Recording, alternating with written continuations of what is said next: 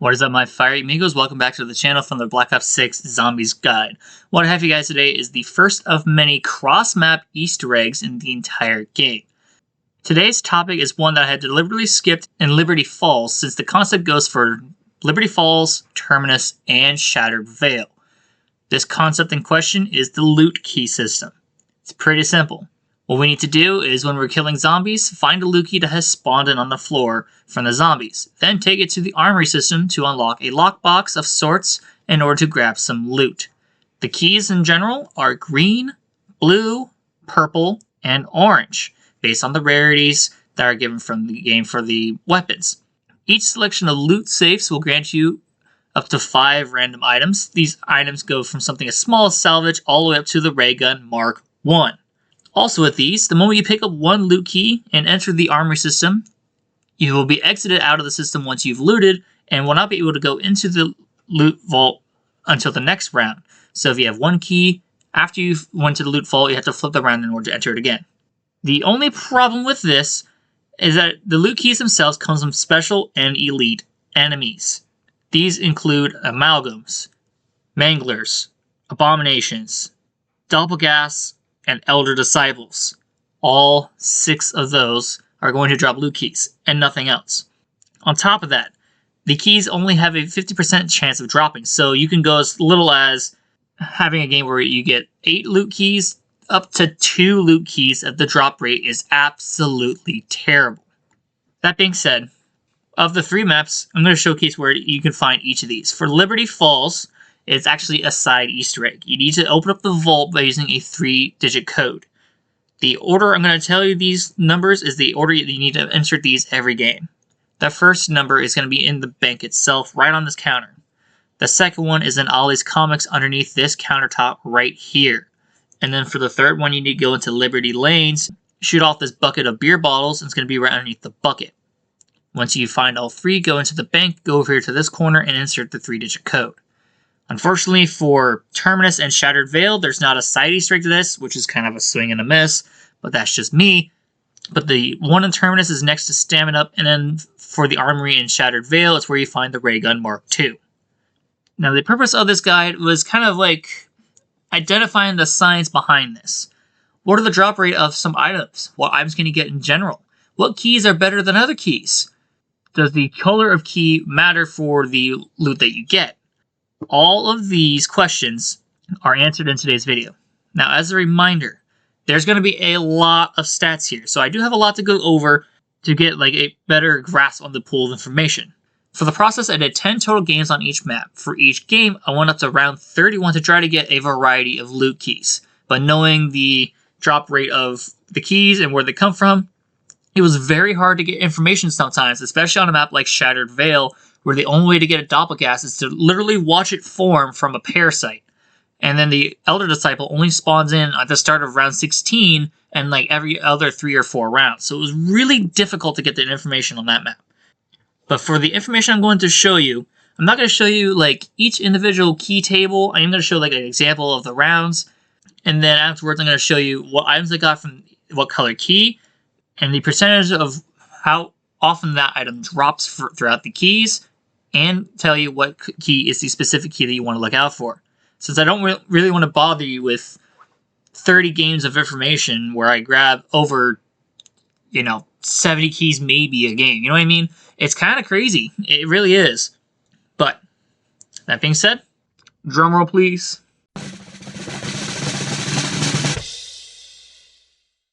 Thank you. Let's go ahead and get started with my results. I'm going to show Google Sheets again. Okay. I'm going to zoom out here. All right. Okay.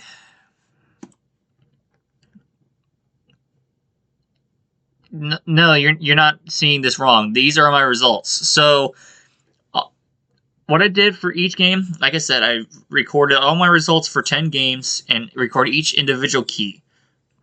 That's what these sections are. I'm not going to bore you too much with this section here. I will say, though, that Terminus is definitely the best map to get these stats on if you ever want to test these yourself, because my results are kind of wishy-washy, because they have them amalgams and manglers that spawn more often than the manglers do in Liberty Falls. And then Shattered Veil, as you see here, one game. Here, let me zoom in a little bit. One game literally only got 2 keys, like I said earlier. It's kind of stupid. It really is. So what we need to do is go down to these tables down here. Here, I put out every section or every little bit of loot you're going to have in your loot pool for the vaults. You can have everything in the game except for a Pack-a-Punch crystal I found out. On top of that, for the score streaks, I combined the purple and orange, leaving the Arc 60 out because it's the only blue streak. And then on top of that, I left a game on each section. So out of the 10 games, my best game for Liberty Falls was the 10th game. And then you'll notice that for the keys drop at random. So you can have a blue on 11, 16, but then automatically jump to a green for the next key. And then a blue for like round 30. So there's no consistency in how they drop. It just randomly dropped. However, the consistency comes into the items themselves. So I'm going to zoom in on this table for you guys here just a second. There we go. So for the blue key, on round 11, I had a blue weapon, salvage. I call it salvage pile. You can have like 1 to 2 sections of salvage. I believe it's like 50 salvage a piece. So I'm going to call it a salvage pile. But I also got a perk with it. Same thing with 16. I already had Juggernog, so it was a little unfortunate, but I got a perk can, another blue weapon, and then a chopper gunner. Pretty good odds. Green key, on 21, you get a smoke grenade, a Molotov, and a blast trap equipment. Okay, you see my point? It's like, the rewards are random per each key, but where's the consistency lie in the loot? I'm going to go to another match right here, Terminus. For Terminus, we have... Ooh, come on. Game 7 was my best one. See, you started with a purple key, but then it ended with a green key. I do want to take note on these keys, though. For the purple, we had a purple weapon, Hellstorm, orange weapon, mutant injection. That was a really good purple key on round 17. That's a great setup. If you get an orange weapon and a mutant injection, that's good for like high rounds. Absolutely. And then orange on 24. An orange weapon and stamina up can. Nice. What game did I have that had the 3 ray guns? I had a game that had 3 ray guns. Here it is. It was one game in Liberty Falls. Yeah, 3 green keys out of 4 gave me a ray gun. You see what I mean? Like the loot's kind of weird with what it can give you versus what it cannot. So what I'm showing you key-wise is not the greatest solution to have, but rather you need to look at the results of the keys themselves. Alright, so going down here to this bottom section here, I have all the keys. I'm going to zoom out again. I have all the keys for you guys. Then like green, orange, purple, and blue. I'm going to look at this table real quick.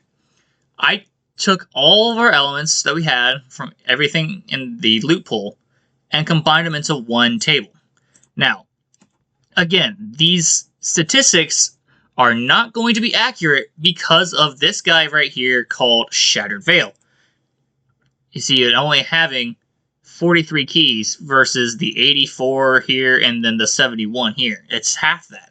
So it's not going to be really accurate. But out of 198 keys, these are my results, and they definitely vary over and over. One thing to note, it's kind of an interesting quirk. For starters, salvage and armor plates are the top 2 contenders. And that's pretty clear. You need salvage and armor plates, right?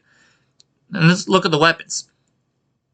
Out of 198 keys, we got roughly, I'm just doing some rough math here, that's 30, 60, 90, 110, 110 plus 18, that's 128 weapons out of 198 keys. That's pretty good.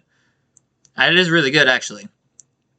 And the drop rates, they're not really going to show here, but they are going to show here. So let's go over the keys now. You will see a consistent pattern. For green keys, green weapons absolutely are going to spawn in. Now, other than the blast traps being kind of weird and giving me... What was that? What just happened? Hello? System update, I guess. I don't know what the hell just happened there. Anyway. Blast traps. Here, I got 8 at one point for green keys. Just on Liberty Falls, by the way. Just on Liberty Falls. Here. It was kind of a weird case, but equipment for the most part with just green keys are going to spawn in a lot. With the exception of impacts, for some reason wouldn't spawn in. These will spawn in a lot. However, if you look at stuff like decoys and shock charges, both of those cost 500 salvage a piece, and they're low compared to everything else. It was 7.5, 17.5 for stim shots, 12.5, 10%. You see what I mean? It's kind of a weird mechanic with the drop rates. If it has a higher salvage rarity, it'll be a lower chance to drop in the vault systems. It's weird. That's definitely something I came across in my stats. Another thing is that the equipment here does not equal the equipment here. Because look, you have like a 6%, 3%, 4%, 4%, 2%-ish, 3% almost, stuff like that. You see what I mean? It's lower drop rates with the equipment here, but still plausible. When you get to the purples and blues, that's where it starts to change. 0, 0, 0, 0.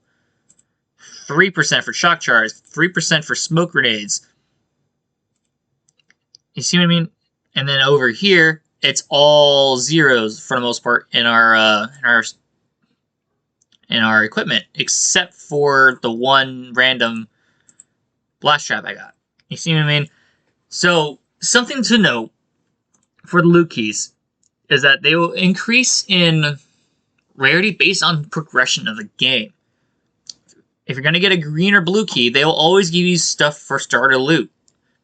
Like plates, weapons, armor, maybe a score streak or two.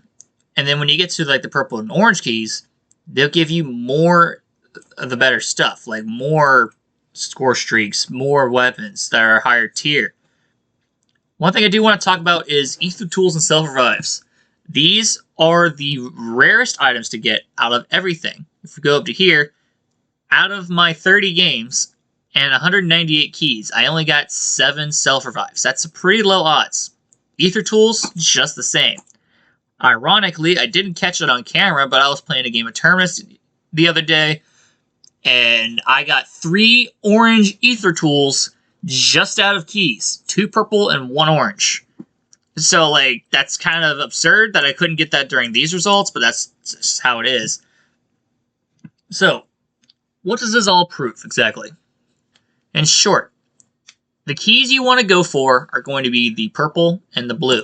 They are the most common, and the variety of rewards are better for, like, the mid to high rounds, since the keys start coming in after round 10. They're definitely good for those. If you want something that's just grenades, you want to go for the green keys. And then if you want the best rewards, being ether tools, self-revives, and ray guns potentially, definitely go for the orange keys or purple keys. I mean, you can still get them from green keys, don't get me wrong. Like I said, I had a game where I got 3 green keys with ray guns. But this is all based on a progression system. Do not forget that. I hope this makes sense to a lot of you. I really do, because this definitely took me a lot of time to hand calculate and go through all these tables. Like, what is this? 1, 2, 3, 4, 5, 6, 7, 8. 8 sections of information just to get all of this for you. But that's the science behind the loot keys. I'll catch you guys in the next one. Peace out.